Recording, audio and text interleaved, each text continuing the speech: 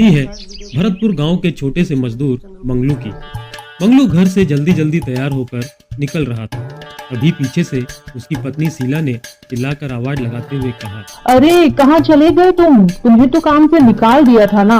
हे भगवान, मेरी तो किस्मत ही फूट गई जो तुझ गरीब मजदूर से ब्याह किया। जब से इस घर में आई हूँ मैंने एक बार भी पनीर की सब्जी नहीं खाई। तुम चिंता ना करो शीला, आज 50 मजदूरों को 12 बजे से पहले फैक्ट्री पर बुलाया गया है। जो भी पहले जाएगा उसे काम पर रख लिया जाएगा। मुझे भी जल्द से जल्द वहाँ पहुँचना होगा। अगर मुझे काम मिल गया तो आज रात पनीर ही बनाना। मंगलू ये कहकर निकल गया, लेकिन उसकी पत्नी शीला उसे कोसती रह गई। रास्ते में मंगलू ने देखा कि गांव के चौराहे पर एक बच्चा एक कोने में बैठा हुआ वहां से आ रहे लोगों को देख रहा है। कोई उस बच्चे के पास रुक क्यों नहीं रहा है? ओह हाँ, सबको तो जल्द से जल्द फैक्ट्री पहुंचना होगा। और वो बच्चा मुझे इस गांव का नहीं लग रहा है। न जाने कौन है, पर दिखने में तो अच्छे घर का लग रहा है। लेकिन इसे अकेले छोड़कर मैं जा भी तो नहीं सकता। मंगलू फिर उस बच्चे के पास जाकर उससे पूछता है, बेटा आप कौन हो? तुम और यहाँ क्या कर रहे हो? आप कौन? मैं मंगलू, तुम कौन? गणेश। अरे ये तो बप्पा का नाम है। तुम हो कौन? इस गांव के तो नहीं लगते। मैं भूत हूँ। और इतने प्यारे भूत तो नहीं होते बबुआ। पर मैं तो हूँ। तुम कौन हो? मैं मंगलू हूँ। तुम कौन हो? मैं गणेश हूँ। अरे नाम नहीं पूछा। मंगलू को वो बच्चा बड़ा प्यारा लग रहा था और बातों से शरारती भी, क्योंकि अपने माता पिता से अलग होने के बावजूद वो रो नहीं रहा था।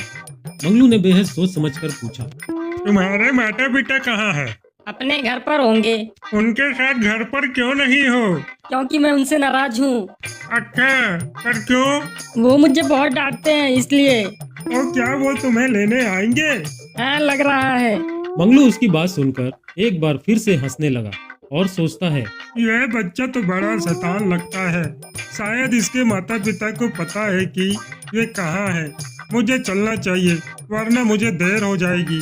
अच्छा, तुम अपने माता पिता का इंतजार करो, कोई ना कोई तुम्हें लेने जरूर आएगा। ठीक है, मैं चलता हूँ। ये बोलकर मंगलू आगे बढ़ गया, पर कुछ कदम जाएंगे, जाओ। नहीं, मैं तुम्हारे साथ ही जाऊंगा। अरे बिटुआ, मुझे फैक्ट्री जल्दी पहुँचना है। और तुम्हारा चलकर वो रुक गया और पीछे मुड़कर देखा तो मंगलू हैरान रह गया, क्योंकि गणेश उसके पीछे पीछे चला आ रहा था। अरे तुम मेरे पीछे क्यों आ रहे हो? वहीं बैठो, तुम्हारे माता पिता तुम्हें लेने आ रहे, वहाँ कोई काम नहीं है। नहीं नहीं, मुझे तुम्हारे साथ जाना है। गणेश दौड़कर उसके पीछे आने लगा। अभी एक पत्थर से टक्कर खाकर वो नीचे गिर गया, जिससे उसकी चीख निकल गई। मंगलू जल्दी से उसके पास आकर उसे उठाते हुए कहता है, गिर गए ना? क्यों पीछा कर रहे हो मेरा बिटुआ? वहाँ बैठ क्यों नहीं जाते? मुझे तुम्हारे साथ आना है। और मैं तो काम से जा रहा हूँ, खेलने नहीं जा रहा। मुझे भी तुम्हारे साथ चलना है। गणेश जोर जोर से रोने लगा। मंगलू उसे चुप रहने के लिए कहता है, अच्छा चुप हो जाओ, कुछ नहीं हुआ, कुछ नहीं हुआ। तुम्हें मेरे साथ चलना है ना? चलो। हाँ। तो तुम मेरा हाथ पकड़ लो, चलो। मंगलू बच्चे का हाथ पकड़कर उसे अपने साथ लेकर चलता है। उसने मंगलू का हाथ पकड़ रखा होता है, इसलिए मंगलू को भी रुकना पड़ता है। फिर वह उस बच्चे की तरफ देखकर बोलता है, क्या हुआ? जल्दी चलो भाई, हमें जल्द से जल्द फैक्ट्री पहुंचना है। और मुझे सूसू जाना है। ये क्या होता है बबुआ? अरे सूसू नहीं पता, मुझे वॉशरूम जाना है। अब ये वॉशरूम क्या होता है? गणेश ने अपने छोटे छोटे हाथों को उठाया और अपनी आखिरी उंगली दिखाते हुए बोला, ये मुझे सूसू करना है। अच्छा, तो तुमको यहाँ जाना है तो चलो हमारे साथ। मंगलू ने उसे एक पेड़ के पीछे खड़ा करते हुए कहा, कर लो तुम्हारा सुसु। छी, मैं यहाँ सूसू नहीं करूँगा, मुझे वॉशरूम में ही जाना है। बबुआ, अब ये वॉशरूम कहाँ से ढूंढे हम? चलो कर लो, हमें देर हो रही है, जल्दी करो। नहीं, मैं यहाँ नहीं जाऊँगा। अरे बबुआ, मान जाओ, काहे इतनी नौटंकी कर रहे हो? अच्छा चलो, हम तुम्हें चॉकलेट खिलाएंगे, ठीक है? सच्ची? ठीक है, फिर मैं जाता हूँ। थोड़ी देर बाद मंगलू गणेश को लेकर फैक्ट्री की तरफ चला गया और वहाँ पर आकर देखता है कि उसे देर हो चुकी थी और 50 लोगों को पहले ही रख लिया गया था। बाकी लोग वहाँ खड़े नारे लगा रहे थे। अभी उनमें से एक बोला, हमको भी इंसाफ चाहिए, हमें हमारा काम वापस दो। यहाँ सुनने वाला कौन है? कोई नहीं। ऐसे माहौल में झगड़े जल्दी होते हैं, इसलिए मुझे गणेश को जल्दी से यहाँ से लेकर जाना होगा। मंगलू ने उस बच्चे को अपने सीने से लगा लिया और उसे लेकर जैसे तैसे वहाँ से निकल गया। समझ में नहीं आ रहा कि अब इस बच्चे का क्या करूं। मैं इस बच्चे को अकेले नहीं छोड़ना चाहता, पर अब इस बच्चे के साथ मुसीबत तो बढ़ती ही जा रही है। इस बच्चे की वजह से मैं देर से पहुंचा, और अब अगर इससे कुछ हो गया तो इल्जाम मुझ पर ही आएगा। मंगलू ने गणेश को एक जगह पर बैठाया और पूछा, बेटुआ भूख लगी है?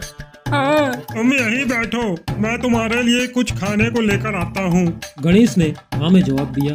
मंगलू ने उसे एक जगह पर बैठाकर वहाँ से चला गया। मंगलू ने एक दुकान पर जाकर कुछ खाने का सामान लिया और वापस गणेश के पास आकर बोला, तुम यह खाओ, मैं अभी आया। गणेश खाने लगा और मंगलू ने प्यार से उसके सिर पर हाथ फेरा और वहाँ से चला गया। वह चलते चलते काफी दूर तक चला जाता है। अरे, मैं एक मासूम बच्चे को अकेले छोड़ आया। भला फैक्ट्री में चल रहे झगड़ों में उसका क्या कसूर? वह तो खुद माँ बाप से बिछड़ा हुआ है बेचारा। और वह पीछे की ओर भागता है। वह वहाँ पहुँचता है और देखता है कि 2-3 आदमी उस बच्चे के पास थे। उसे संदेह हुआ कि कहीं वे उसे किडनैप न कर लें। वह भागकर उस बच्चे के पास आया और कहा, बेटवा, तुम ठीक तो हो? मुझे आने में देर हो गई। इन लोगों ने तुम्हें परेशान तो नहीं किया? तुम कहाँ थे?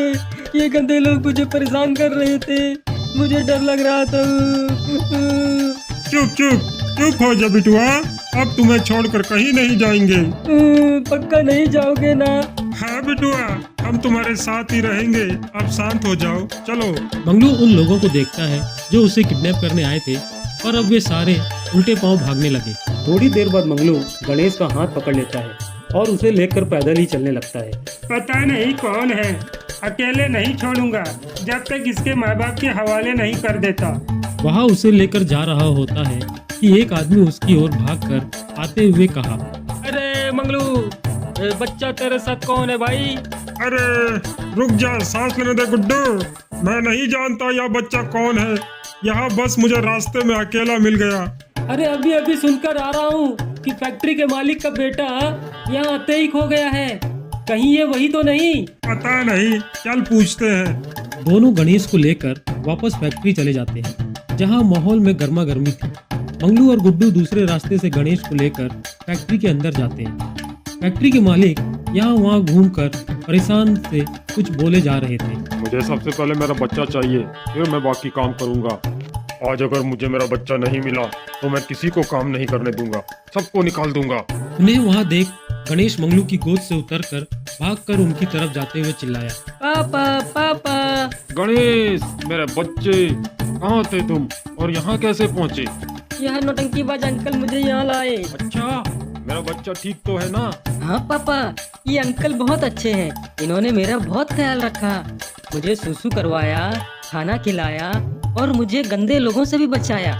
कुछ आदमी गणेश को किडनैप करने के इरादे से आए थे, पर हमारे होते हुए हम बिटवा को कैसे कुछ होने दे सकते थे। तुम्हारा बहुत बहुत शुक्रिया मेरे बच्चे को सही सलामत मेरे पास पहुँचाने के लिए। तुमने मेरी सबसे बड़ी मदद की है, मैं तुम्हारा एहसान कभी नहीं भूलूंगा। मालिक, मैं भी आपकी फैक्ट्री में पहले काम करता था, पर आज जब सबको वापस काम मिलने वाला था तो मैं देर से पहुंचा। कर भला तो हो भला, तुमने मेरे बच्चे को सही सलामत मुझ तक पहुंचा दिया। इसका एहसान तो मैं नहीं चुका सकता, पर तुम्हें तुम्हारा काम लौटा सकता। हे भगवान, किसी ने सच ही कहा है, किसी का भला करोगे तो आपका भी भला होगा। मैंने बच्चे की मदद की, असल में तो मैं अपनी ही मदद कर रहा था। घर वापस लौटते हुए मंगलू ने रास्ते में पनीर और मिठाई खरीदी। घर लौटकर उसके हाथ में सामान की थैली देखकर उसकी पत्नी शीला उछल पड़ी और पूछा, अरे यह क्या लेकर आए? पनीर और मिठाई लाया हूँ शीला, अब से हमारे दिन फिरने वाले हैं। मालिक ने मुझे अच्छी तनख्वाह पर काम में रख लिया है, अब तुम्हें अच्छा खाना खाने के लिए तरसना नहीं पड़ेगा। शीला की आंखें नम हो गई और उसने पूछा, लेकिन यहाँ सब हुआ कैसे? मंगलू ने पूरा किस्सा सुनाया। तब शीला मुस्कुराते हुए कहती है, कर भला तो हो भला।